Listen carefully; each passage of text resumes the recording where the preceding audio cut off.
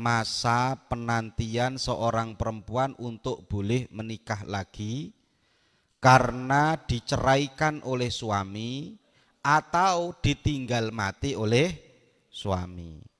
Jadi perempuan itu kan butuh orang yang menafkahi. Kalau dia diceraikan oleh suami, maka otomatis suami nanti kan tidak akan menafkahi lagi.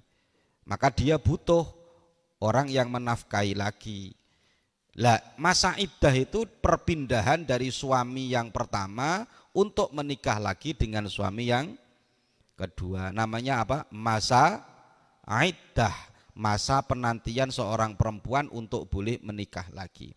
Dan ini tertera jelas dalam Al-Quran, tapi cara ngitungnya masih banyak yang tidak paham, tidak ngerti.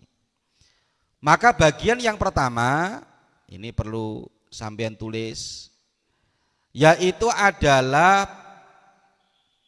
masa iddahnya perempuan yang haid, yang sudah keluar haid. Siapa perempuan yang sudah keluar haid? Ya rata-rata perempuan keluar haid, diceraikan istrinya, diceraikan suaminya, dia sudah keluar haid. Maka hitungannya dia adalah fasalah satu kuru. Dalam Al-Quran dihitung 3 kali suci baru boleh untuk menikah lagi. Saya tulis ya, ini biar jelas. Kalau enggak kayak gini nanti enggak jelas.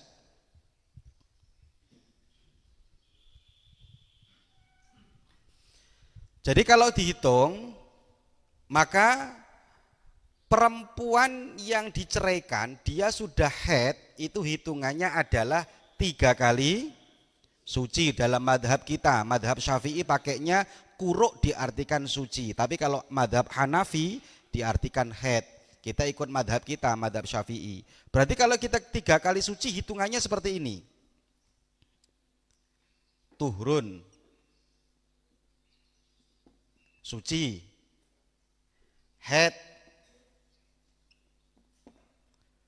terus turun lagi, terus haid lagi,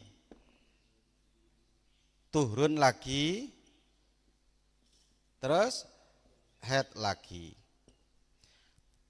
Kalau ada orang diceraikan oleh suami dalam keadaan suci, maka hitungannya 3 kali suci. Hitung sucinya, diceraikan dalam keadaan suci.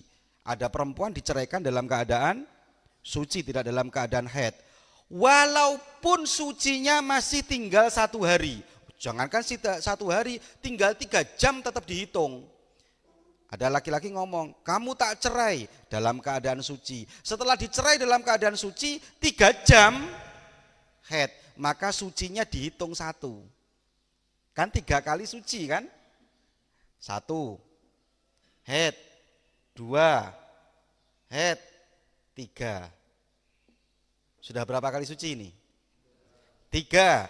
Maka ketika kondisi haid, ini dia sudah boleh nikah lagi. Jadi boleh nikah laginya waktu haid, waktu menstruasi. Ini Bang. Waktu menstruasi dia boleh, urusan dia loh, kok haid kok boleh nikah? Ya boleh, orang haid boleh nikah, tapi urusan tidak bisa dihubungi itu urusan lain. Tapi urusan dia boleh nikah menunggu 3 kali suci itu dia waktu haid. Jadi kalau dia diceraikan waktu suci dihitung, diceraikan waktu suci 1, 2, kok di sini 2, terus 3. Lain kalau diceraikan waktu haid. Coba kita hitung. Dari sini ya. Haid. Terus tuhru. Terus haid lagi, tuhru. Haid lagi, tuhru. Sudah berapa ini? 1, 2, 3. Ya kan? Terus haid. Kalau dihitung dari sini, haid, suci, head, suci, head, suci, head. Diceraikan waktu head. Hitungannya tetap dihitung dari suci. 1, 2, 3. Saya tanya sama kamu, lama mana menunggu dia? Menunggu boleh nikahnya yang pertama apa yang kedua? Yang pertama apa yang kedua nunggu lama dia nikah? Boleh nikahnya lagi. Yang kedua waktunya otomatis lebih lama karena dia diceraikan waktu head. Waktu head belum dihitung kan?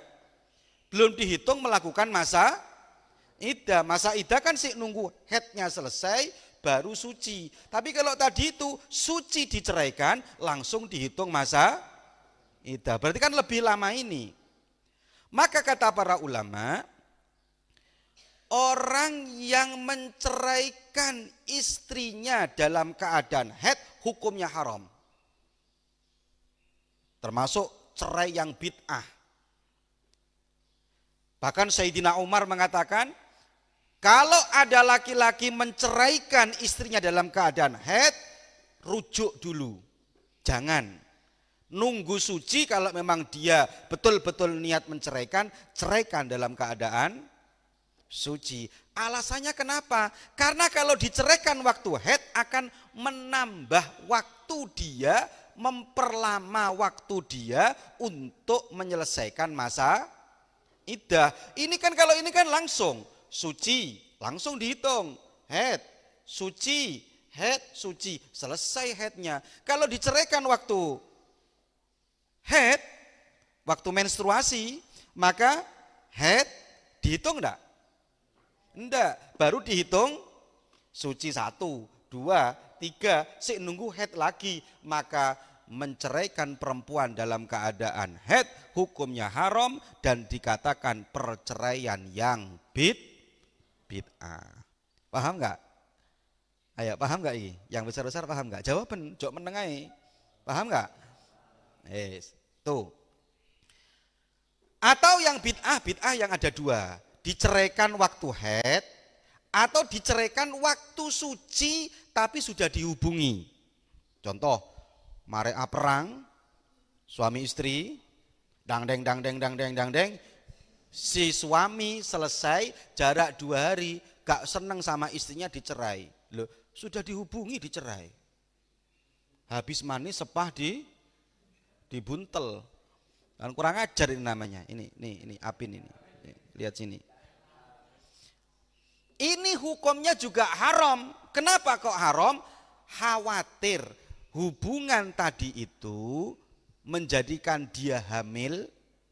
Kalau dia hamil, otomatis iddahnya tidak pakai hitungan seperti ini, tapi iddahnya pakai sampai berarti lebih lama lagi, maka hukumnya adalah haram dan itu menjadikan anak yang di dalam kandungan itu akhirnya kurang tumbuh normal karena ibunya susah. Maka tadi itu dikatakan para ulama, 2 yang gak boleh menceraikan perempuan, 1 perempuan yang lagi haid, nomor 2 perempuan yang sudah suci tapi diceraikan dalam keadaan sudah pernah dijima atau dihubungi karena khawatir jimaknya jadi anak. Nah ini yang harus dihati-hati. Ini masih banyak ini yang salah ngitung karena kemarin ada orang yang ngitung gini, head suci, head suci, head suci. Lah sucinya sudah boleh nikah. Karena dalam pemikiran dia orang nikah itu dalam keadaan suci, padahal yang benar bukan. Suci, head, suci, head, suci, head yang baru boleh nikah. Urusan ternyata waktu apa? Waktu nikah nggak boleh berhubungan suami istri bukan masalah nikahnya nggak sah, tapi karena memang dalam kondisi head. Catatannya, nih lihat sini semua. Catatannya walaupun dalam kondisi head diceraikan ataupun dalam kondisi suci dijima diceraikan, tetap cerainya sah tapi hukumnya haram. Sama dengan gini contohnya, kamu sholat pakai baju ghosopan, pakai baju curian, sah sholatnya kamu, tapi kamu dosa karena pakai baju curian. Sama dengan ini, orang menceraikan istrinya dalam keadaan haid atau diceraikan istrinya sudah dijima dulu, maka cerainya sah tapi hukumnya haram. Paham ya? Paham gak ini? Paham. Ini kalau perempuan yang dalam kondisi masih haid. Sekarang perempuan yang gak haid atau dalam bahasa kita namanya menopause. Apa? Menopause. Orang tahu loh ya, sering orang tahu berapa kali orang itu haidnya, sucinya, ininya, ngerti. Tapi kadang ngitungnya kayak gini gak ngerti. Dikira waktu suci dia boleh nikah, padahal waktu haid dia yang boleh nikah. Ini kalau nggak digambarkan kayak gini nggak ngerti ya. Kalau orang sudah tidak haid, ini perhatikan. Ada orang umur 50 tahun atau 55 tahun diceraikan. Berarti kondisinya dia sudah tidak haid. Wong umurnya 55 tahun sudah nggak haid. Atau masih kecil nikah, umur 9 tahun nikah, belum haid dia, umur 10 tahun diceraikan. Belum sampai keluar darah haid. Gimana cara ngitungnya? Karena dia tidak haid, maka cara ngitungnya adalah di situ ngitungnya fasalah satu ashhurin, hitungannya tiga bulan. Berapa bulan? 3 bulan. 3 bulan berapa hari Kanak? Berapa? 90 hari.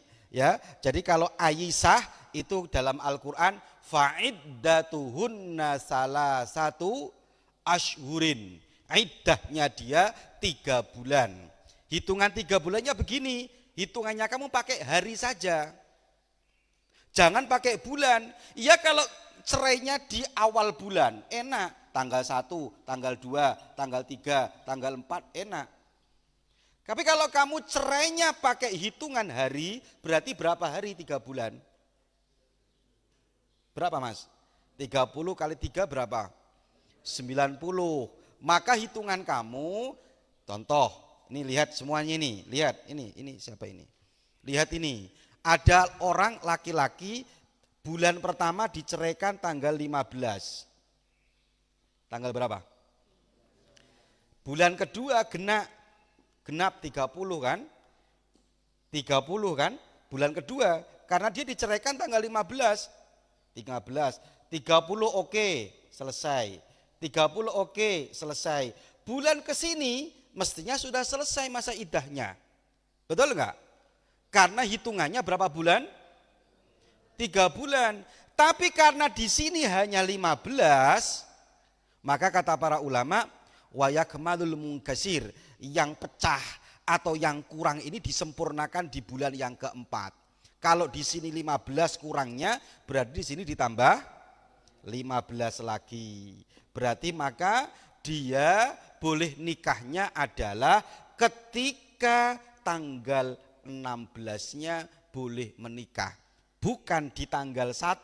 Kenapa? Karena di bulan pertama waktu dia diceraikan itu sudah tanggal 15. Berarti kurang berapa hari?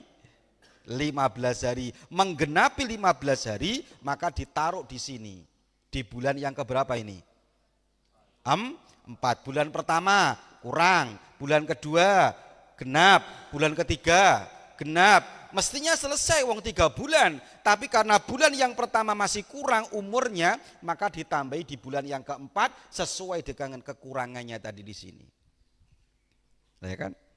Ini masih banyak yang nggak ngerti toh, apalagi yang perempuan yang haid itu cara ngitungnya tambah lebih sulit lagi. Kadang ngerti berapa suci, salah satu kuro 3 kali suci, tapi terkadang nggak ngerti ngitungnya salah satu kuro. Baik, bisa dipahami? Paham? Paham nggak?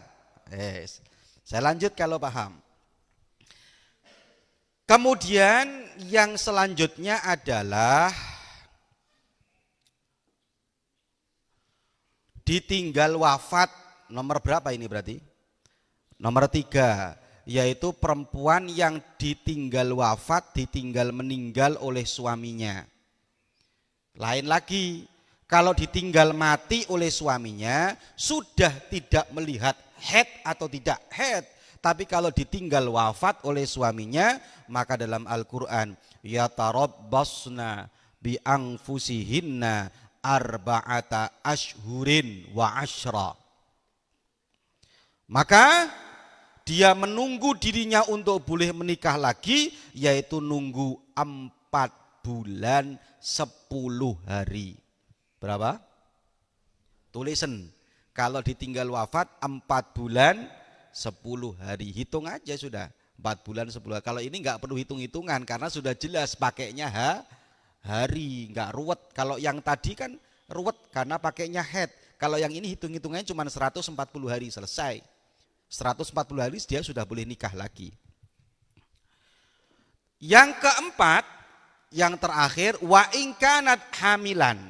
Kalau perempuan itu hamil, diceraikan suaminya atau ditinggal suaminya mati dalam keadaan hamil, maka dalam kitab ini dikatakan wa ulatul ahmal ajalahunna ayyadhna hamlahunna.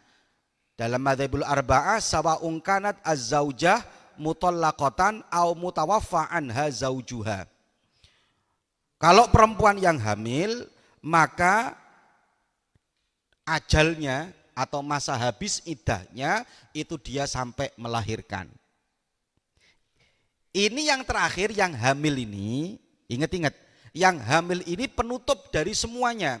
Gak mandang dia dicerai, gak mandang dia head, gak mandang dia gak head, gak mandang dia suaminya meninggal atau tidak meninggal, maka kalau hamil berarti sampai melahirkan. Contoh nih, ada suami meninggal, mestinya berapa? Mestinya berapa masa iddahnya? 4 bulan 10 hari. Tapi suaminya meninggal, istrinya dalam keadaan hamil, maka hitungannya bukan ikut 4 bulan 10 hari, tapi hitungannya ayyadhna hamlahunna, yaitu ikut melahirkan. Bisa jadi lebih lama, bisa jadi lebih sebentar. Ya enggak? Sekarang kalau suaminya meninggal, dia masih hamil dapat 1 bulan, berarti dia masih menunggu 8 bulan setelahnya. Betul? Ya enggak? Tapi kalau dia meninggal suaminya sudah kandungan, sudah dapat berapa bulan seomane? 8 bulan, berarti dia masa iddahnya hanya tunggal nunggu 1 bulan setelahnya. Atau 2 bulan kalau dihitung dari 8-nya tadi. 2 bulan atau 1 bulan setelahnya dia sudah boleh menikah lagi karena anaknya sudah lahir. Jadi yang merusak tatanan di atas itu adalah perempuan yang hamil. Paham ya? Paham ini? Tulisan, cuman nggak ditulis, nanti kamu lupa kalau nggak ditulis. Walaupun yang besar, walaupun seperti Ustadz Edi, gak kira ngerti kalau nggak ditulis. Lali, mulai ditulisan di, jok ngantuk. Yes. Kemudian khusus, nah ini catatannya, khusus untuk perempuan yang ditinggal mati suaminya, masa iddahnya itu ada tambahan yaitu ihdad. Apa ihdad? Ihdad itu wajib berkabung. Berkabung itu bersedih. Seperti contoh, dulu ketika Bu Nyai ditinggal oleh almarhum Al-Maghfurlah Kiai Masyhudi, wajib ihdad. Yang baru-baru ini Mbak Fitri, ibunya wajib ihdad. Ihdad itu ada 3 kewajibannya. Ini kalau di gunung-gunung, di desa-desa nggak usum, tapi harus kita sampaikan. Ihdad itu apa? Berkabung yang wajib. Nomor 1, mulazamatul bait, wajib neng diam di rumah, ndak keluar. Boleh keluar hanya ke tetangga sebelahnya, itu pun ndak boleh nginep di situ, harus pulang. Suaminya mati nih, ya, nggak boleh keluar. Ke Kraksan nggak boleh, ke Probolinggo nggak boleh, jalan-jalan nggak boleh. Suami saya mati menghilangkan sumpek, gak boleh keluar. Wajib mulazamatul bait, wajib berdiam di rumah. Makanya saya masih ingat ketika Bu Nyai, kecuali ada hajat ya, kecuali ada hal-hal yang mendesak yang dia boleh untuk keluar. Contoh, rumahnya kebakaran, nggak boleh keluar rumah, ya tolos, ya, nyusul, ya, boleh. Rumahnya mau ambruk boleh. Hajat atau darurat. Contoh sakit boleh keluar untuk periksa ke dokter yang mestinya nggak boleh keluar. Ini kasus kemarin waktu itu Bu Nyai sepuh ketika almarhum meninggal dapat sekian bulan sakit keras. Terus saudara-saudara saya telepon saya, Mas, ya opo iki Mas? Ini Umi ini sakit keras. Ya bawa ke dokter. Loh masa idah kata saudara-saudara saya. Enggak apa-apa masa idah, keluar ke dokter karena ada hajat, karena sudah sakit parah. Enggak mau Umi, saya datangi ke rumah beliau. Mi, enggak apa-apa, yuk saya antarkan ke dokter. Jawabannya Bu Nyai satu, enggak mau saya Cong, enggak mau. Saya khawatir Abah enggak ridho kalau saya keluar. Hebat kalau orang punya ilmu ya. Kalau yang enggak punya ilmu, waduh, suaminya mati malah denden nyeluk oreng. Cak, mampir cak.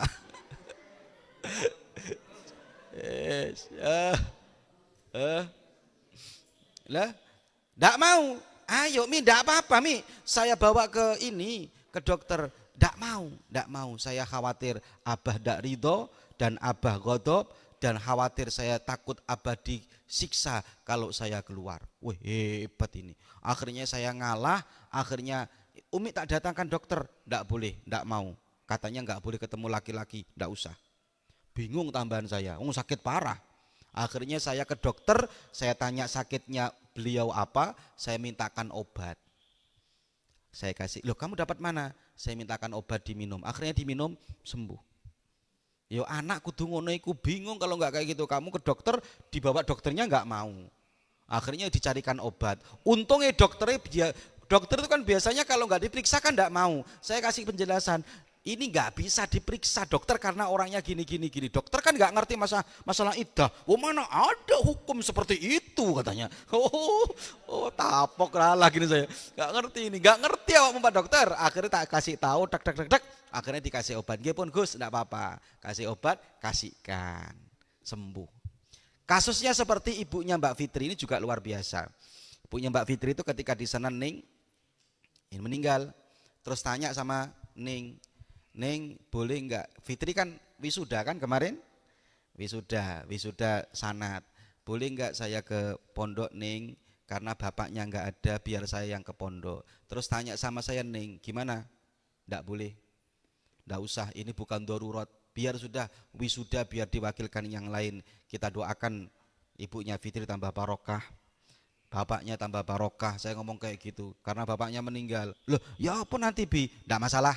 Enggak usah datang, enggak apa-apa. Lebih baik enggak usah datang, saya khawatir melanggar syariat. Akhirnya ibunya enggak datang. Terus tanya ke saya, loh, kalau saya enggak keluar sama sekali, terus siapa yang ngasih makan saya? Ini banyak kejadian. Kalau saya enggak keluar, gimana kerjaan saya? Seperti saudaranya Umi saya. Umi saya itu punya saudara PNS, suaminya mati. Is dead forever. Lah kan bener dong. Meninggal. Akhirnya toh, kalau saya enggak masuk dipecat saya daripada PNS. Masa izin sampai 4 bulan 10 hari, berarti 130 hari. Oh, gak mungkin dapat izin. Harus ngajar ini. Sementara anak-anaknya masih banyak, kalau dia nggak masuk dipecat. Maka saya kasih tahu, dalam hal itu urusan darurat. Silahkan kerja Bu secukupnya. Kalau jenengan ke sawah, silahkan ke sawah. Selesai ke sawah pulang dalam rangka jenengan cari nafkah, enggak apa-apa. Boleh, karena sudah dalam kondisi darurat. Seperti PNS tadi, silakan jenengan ngajar. Ini tanya ke saya sampean, bule saya. Tanya, bulik dari Bu Nyai, tanya, ngajar silakan. Ngajarnya dekat. Setelah ngajar, Lek, jenengan jangan di situ tapi langsung pulang. Ndak usah mampir-mampir. Mampir-mampirnya itu yang menyebabkan bukan darurat. Jadi kadang hukum syariat itu juga harus kita ngasih solusi ya. Ndak boleh keluar, ndak boleh apa. Pasti abri ngakan res apa? Kamu yang nanggung. Gitu loh ya. Yes. Nomor 2, iddat bagi perempuan kalau ditinggal suaminya, sampaikan ini ke masyarakat dan ini enggak berlaku. Nomor 2, imtina minaz zina, dilarang pakai perhiasan. Pakai make up dilarang. Pakai emas-emasan dilarang, pakai baju yang bagus dilarang, pakai celak dilarang. Nanti pasti suaminya mati dapat 30 hari langsung macak cowok antik keluar nyeluk orang. Gimana? Janda lebih menggoda. Apa gak rusak lagi? Ya enggak? Ancur ini, nggak boleh. Sampaikan ini penting ini dan jarang ini disampaikan di masyarakat ini. Nomor 3, imtina utib. Apa imtina utib? Imtina minutib, yaitu larangan pakai parfum-parfuman. Nggak boleh. Ya kalau pakai suami, kalau punya suami malah dianjurkan pakai parfum biar suaminya seneng. Tapi kalau suaminya mati, ojo pakai parfum sampai berapa hari? 130 hari, 4 bulan 10 hari. Ojo sampai ini. Karena dia khawatirkan kalau dia tidak ihdat, maka khawatir hal itu akan menyebabkan suaminya enggak ridho dan hal itu akan menyebabkan suaminya bisa jadi mendapatkan siksa yang lebih daripada yang harus dia terima. Kan pernah atau dulu ada ceritakan sama kamu, ada laki-laki suaminya enggak di situ, suaminya loh ini enggak di situ, kemudian bapaknya meninggal, dia enggak datang ke pemakaman bapaknya karena suaminya belum datang. Gara-gara dia enggak keluar rumah, mimpi bapaknya diampuni oleh Allah Subhanahu wa ta'ala gara-gara si anak menjaga dirinya tidak keluar. Ini bapaknya yang meninggal. Bayangkan kalau suaminya yang meninggal, apa enggak suaminya mendapatkan ampunan lebih banyak daripada Allah Subhanahu wa ta'ala. Ajari orang-orang, ajari masyarakat bagaimana tentang seorang yang iddah, hitungannya dan ihdat, berkabungnya ketika seorang perempuan ditinggal mati oleh suaminya. Tulis yang baik, sampaikan ke masyarakat agar ini ilmu lebih manfaat lagi. Al-Fatihah. A'udzubillahi minasyaitonir rajim. Bismillahirrahmanirrahim. Iyyaka na'budu wa iyyaka nasta'in. Ihdinas siratal mustaqim. Shiratal ladzina an'amta 'alaihim.